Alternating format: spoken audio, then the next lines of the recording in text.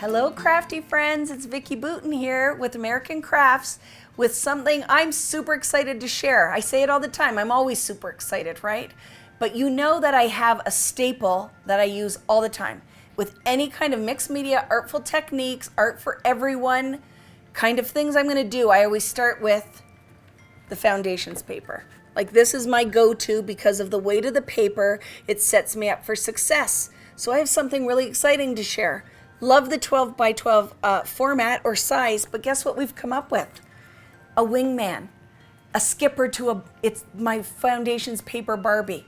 We have a 6 by 8 pad of foundations. Love this. Guess who's gonna love this? Card makers. Guess who else is gonna love this? Traveler's notebook makers, junk journal, anything that you want, a smaller format, great for kidding, or if you are teaching a class. I love this size because it's all ready for you to use. So I went ahead and let's start with this because I love it. I love mini books. I made this whole mini book with some extra embellishments, but it's all out of just scoring and folding the 6 by 8 size of foundation paper and making a cute little pocket mini book. So let me show you this little guy.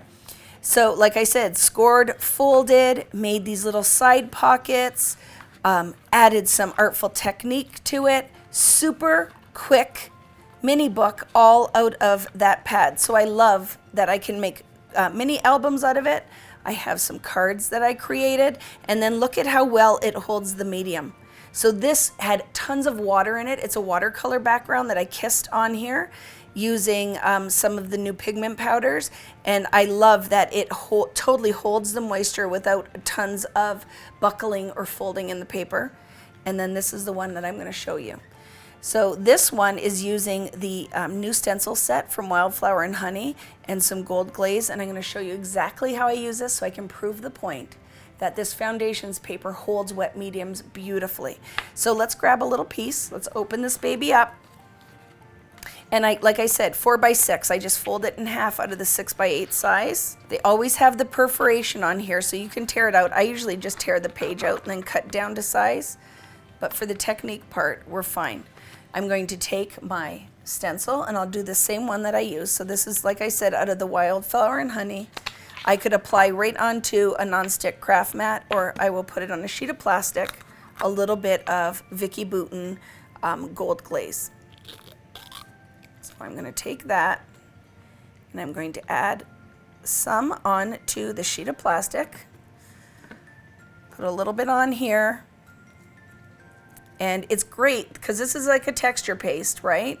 So I could put it on right through the stencil, which I will do in a minute, but I want to show you. I can also use my stencil brush for a really fun light application. So look at that lovely application. It is light.